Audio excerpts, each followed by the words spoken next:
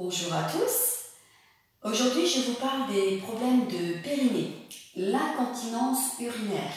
C'est un problème qu'on trouve très fréquemment, chez la femme notamment, donc c'est courant. C'est vrai que ça m'arrive de voir des publicités pour tout ce qui est serviettes couches pour les problèmes urinaires, et je me dis quel dommage, parce qu'il y a vraiment des choses très intéressantes à faire avec la médiathérapie. Et moi, c'était un de mes points faibles, et je vous assure, ça marche, ça fonctionne bien. Je n'ai plus de soucis, plus de fuites urinaires. Quand j'éternuais, ou si je dansais, ou aussi quand j'allais faire la randonnée et que j'étais dans une descente, il suffit que la vessie était un peu pleine, et bien hop, j'avais effectivement des fuites, et c'était devenu embêtant. Donc, j'ai fait une pratique pour renforcer mon périnée, et franchement, je suis tranquille maintenant. Avant donc de vous montrer la pratique que vous pouvez faire pour ce problème-là, je voulais donc vous expliquer quelques petites choses sur ce souci. D'abord, alors le périnée, c'est un muscle qu'on va retrouver donc dans la zone d'Apana. Apana Vayu, le bas du ventre, la zone d'élimination. Donc, on va retrouver ce muscle qui est un peu comme un panier. Et puis, il va y avoir 3 orifices pour la femme dans ce muscle. Donc, il y a l'orifice pour le rectum, la vessie, et puis l'utérus. Donc, à chaque fois, vous allez voir sur le dessin que je vais mettre après, il y a donc un passage pour chacun de ces 3 organes avec un petit sphincter. Et c'est ce sphincter plus le renforcement du périnée qui font que on peut contenir l'évacuation et que ça ne s'en aille pas comme ça. Et le problème, c'est que quand le périnée commence à se relâcher, c'est beaucoup plus compliqué de maintenir l'élimination, et là on peut avoir des fuites urinaires notamment. Donc la zone d'Apana, le bas du ventre, est à renforcer. Et pour renforcer le périnée, on va donc amener principalement 2 à 3 choses. On va amener Mula Bandha, rétention poumon vide, et une contraction. Donc une contraction avec Mula Bandha et avec des postures choisies où il n'y a pas une ouverture dans le bassin, mais plutôt une fermeture ou en tout cas une contraction. Donc vous allez voir après. Mula Bandha, on vient contracter tout le bas du ventre jusqu'à la zone de l'anus. Toute cette zone-là, on la contracte. Vous l'avez peut-être déjà pratiqué, Mula Bandha. Et puis, la rétention poumon vide. Quand vous respirez en yoga, vous inspirez, vous expirez par le nez.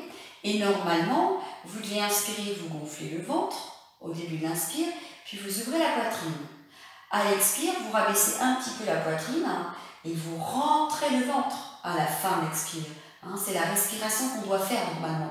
Il faut qu'Apana bouge, il faut qu'Apana respire, il faut que l'énergie circule dans Apana. Donc, inspire, je gonfle le ventre, j'ouvre la poitrine, expire, hop, je rabaisse un peu la poitrine, je rentre le ventre, et là, je vais contracter tout le bas et je vais mettre un temps de rétention poumon vide. C'est ce principe-là qu'il faut mettre en place dans certaines postures et qui va faire que le périnée va se renforcer. Vous sentez, ça se contracte. Alors, avec la rétention poumon vide, qu'on appelle Baya Kumbhaka, on peut se sentir mal à l'aise. On peut sentir qu'on ne dure pas longtemps en rétention poumon vide. Alors ça ramène à 2 choses. Moi au début j'ai eu un peu de mal parce que je n'avais pas l'habitude, j'étais pas entraînée à faire des rétentions poumons vides. J'avais plutôt commencé par les rétentions poumons pleins parce que je travaillais la zone de prana. Et rétention poumon vide, ça veut dire les poumons vides. Et les poumons vides, ça nous ramène aussi symboliquement à la mort. Donc ça peut paraître plus compliqué. Mais je vous assure, je vous rassure, ça vient avec l'entraînement, petit à petit. On va se rendre compte qu'au lieu de faire une seule seconde de rétention poumon vide, on va passer à 2, 3, 4.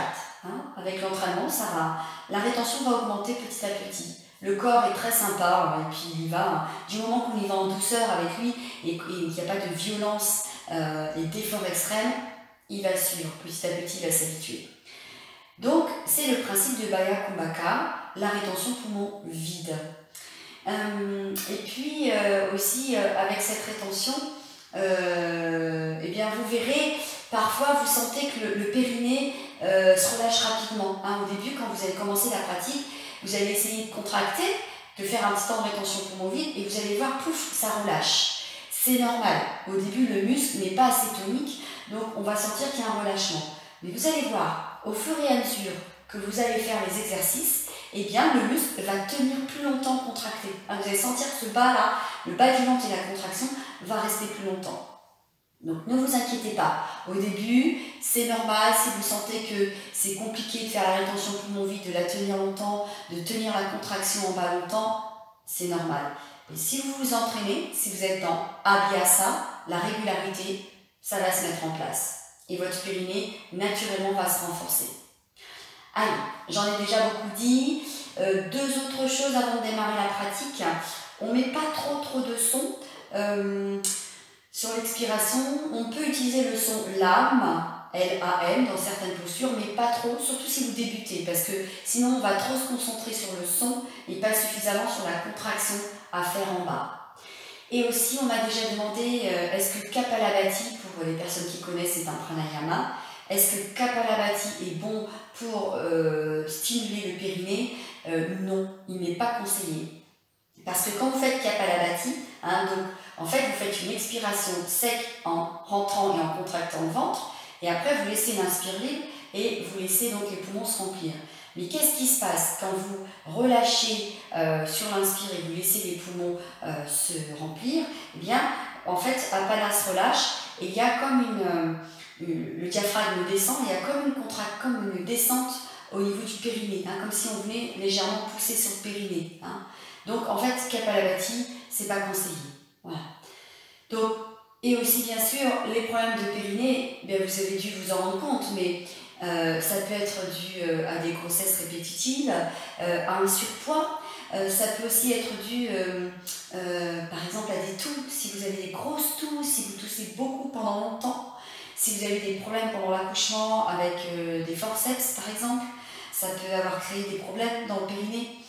Et puis tout simplement parce que votre périnée commence un peu à se relâcher et que la zone d'Apana est un peu feignante et qu'elle n'est pas assez stimulée, et bien le périnée lui non plus. Parce que forcément cette zone-là, si on ne la stimule pas un peu, si on ne la bouge pas un peu, cette zone du bas du ventre, souvent l'énergie ne circule pas bien et on finit par avoir des problèmes dans cette zone-là. Voilà. Allez, on va démarrer la pratique. Je ne vais pas vous montrer de pratique debout pour celle-ci, pour deux raisons. La première, c'est qu'on évite de mettre trop d'apesanteur justement sur le périnée. Donc on va plutôt se mettre en position allongée, mais on peut très bien faire déjà des postures debout si vous avez une pratique avec d'autres choses à travailler. Et dans ce cas-là, vous mettrez aussi les rétentions poumons vides dans les postures que vous ferez debout. Et vous contracterez le bas du ventre à la fin de l'expire. Donc vous pouvez très bien le faire sur les postures debout, mais là je vais vous montrer plutôt une pratique allongée où il y a moins d'apesanteur, moins de poids sur le périnée.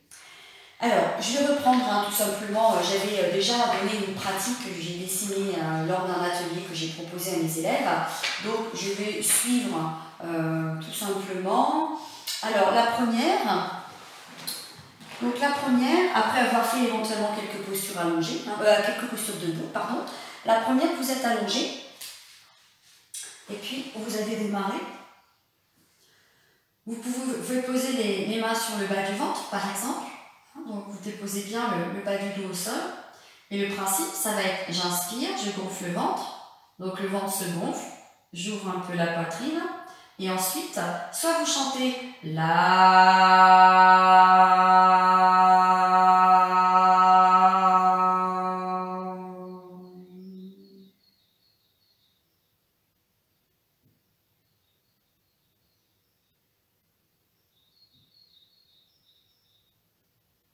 Donc là, qu'est-ce qui se passe?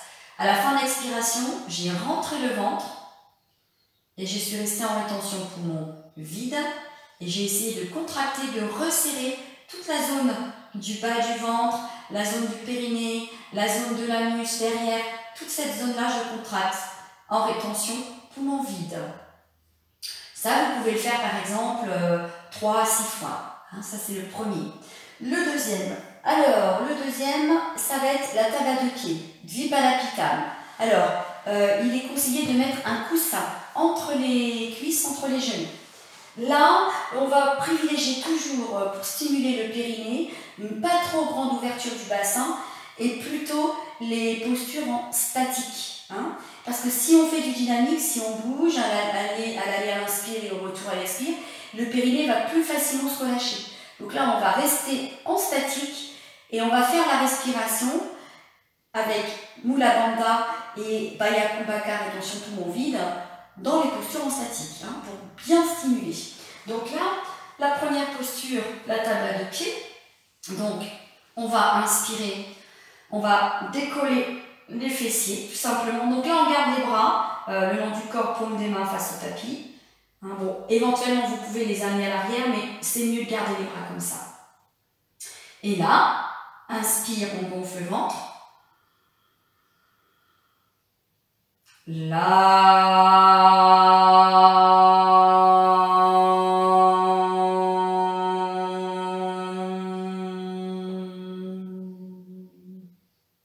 Donc là, je suis en rétention poumon vide, hein, je pars, mais je suis en rétention poumon vide normalement, et j'ai bien contracté, hop, je rentre le bas du ventre et je contracte toute cette zone.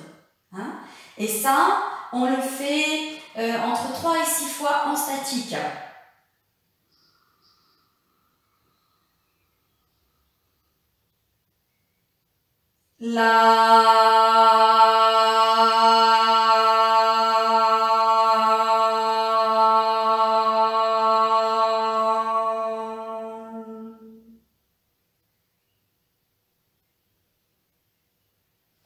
Et ainsi de suite. Alors, une autre posture très efficace, donc on va venir faire une torsion sur le côté, mais en statique également. Alors vous pouvez aussi utiliser le son Om si vous voulez, mais je vous dis le son, il faut déjà que vous soyez habitué quand même, hein. Sinon focalisez-vous plutôt sur la respiration, c'est l'expiration, vous allez rentrer le ventre et contracter avec rétention poumon vide. Donc l'inspire est libre à chaque fois. Hein. Donc pour la torsion, les bras sont ouverts sur les côtés, on inspire. Et à l'expire, on vient se positionner dans la torsion. Inspire. Voilà, là je la montre en dynamique. Hein. Donc nous on va la faire en statique. Alors, j'ai le micro qui me gêne à chaque fois, ça c'est toujours compliqué pour moi ça. Je vais juste le bouger un petit peu parce que dans les torsions c'est pas pratique. Voilà. Donc, on va inspirer. On expire. Et là, pour stimuler Apana, le bas du ventre, vous allez rester en statique. Le principe, c'est j'inspire librement, je gonfle le ventre, j'ouvre la poitrine.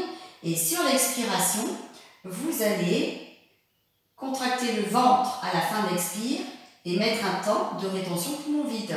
Hein?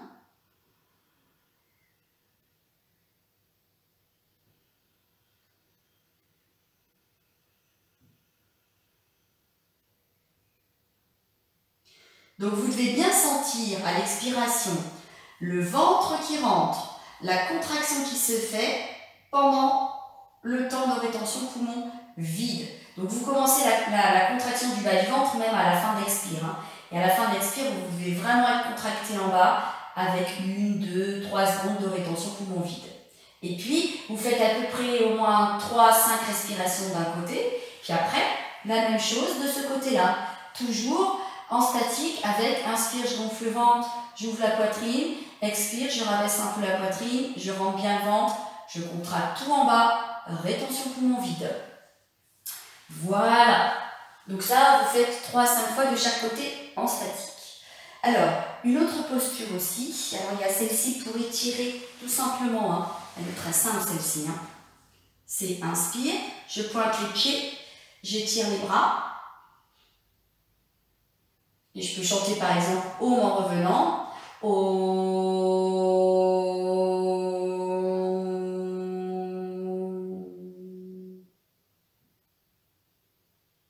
Donc là, qu'est-ce qui s'est passé? J'ai inspiré, j'ai levé les bras, j'étire les doigts, j'étire les pieds, je pointe les pieds. J'ai expiré, j'ai chanté le son Om, donc en ramenant les bras et les pieds flex, les orteils vers moi, et surtout, donc j'ai bien contracté ici, et un temps de rétention, poumon vide, ici, le plus possible. Hein. Ensuite, une autre posture, très bien aussi, hein, pour aller travailler le périnée. Vous voyez, à chaque fois, il n'y a pas beaucoup d'ouverture dans le bassin et dans les jambes. Hein. Donc là, on va venir dans la posture d'Apanasana. En inspirant, j'amène les bras à l'arrière de la tête et j'étire les jambes. Non, c'est en expirant, pardon. Excusez-moi, normalement c'est expire, je vais dans la posture. Et là, je vais garder la posture en statique, tout simplement. Inspire, je gonfle le ventre. J'ouvre la poitrine. Et à l'expire,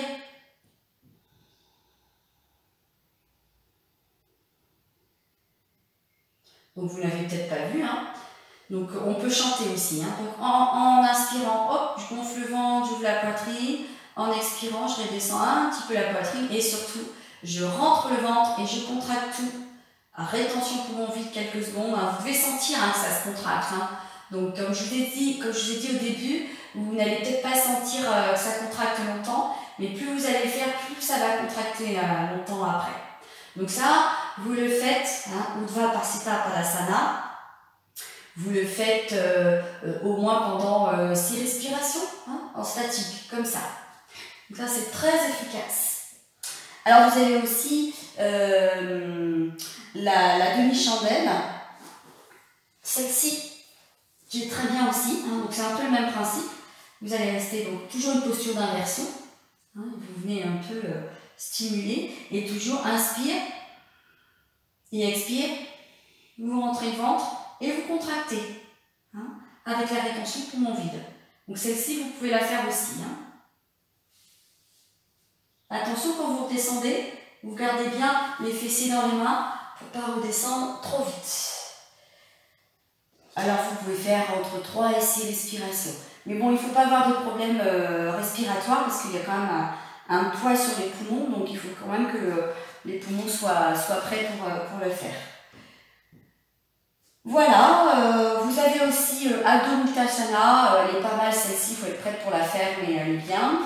Je vais vous montrer Mahamudra. Alors, Mahamudra, je la montre sur chaise, elle est plus pratique à faire sur chaise. Je vous montre. Elle est parfaite pour le réalignement de la colonne vertébrale. Donc, le principe de Mahamudra. Vous voyez, on va se mettre dans l'angle de la chaise, comme ceci. On étire bien la jambe derrière. On vient poser comme ceci. Voilà. Ensuite, on essaie quand même d'être à peu près droit. Donc, il y a une légère extension dans le bas du dos. Hein. Et en même temps, il faut redresser le haut du dos et mettre donc Janantara Bandha en place. C'est-à-dire, il faut que le menton descende un petit peu vers la poitrine pour que les cervicales soient étirées. Et là, vous avez un étirement de la colonne qui se fait, qui rectifie bien la colonne vertébrale. Et là, vous pouvez faire inspire, je gonfle le ventre. Et sur l'expire, vous chantez.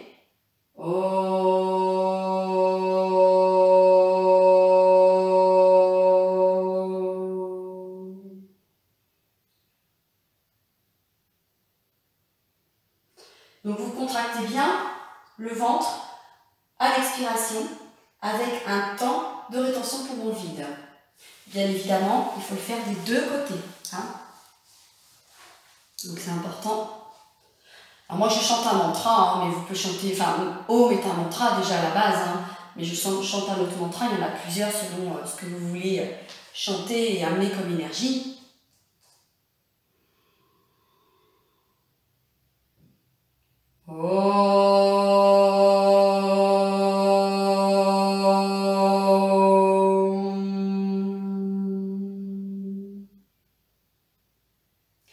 Et là, je suis en contraction. Hein. Je suis en contraction et en rétention poumon vide. Voilà, je pense que vous avez déjà de quoi essayer, de quoi faire. Si vous avez des questions, n'hésitez pas. Je suis là pour ça. Hein. Donc c'est la yoga thérapie. On va utiliser des chaises, des coussins, le mur, plein de choses. On va dévier les postures classiques de yoga qui vont quand même amener les effets qui sont recherchés hein, pour justement aller renforcer les zones où il y a certaines faiblesses. Donc, je vous souhaite une bonne pratique et n'hésitez pas si vous voulez me contacter.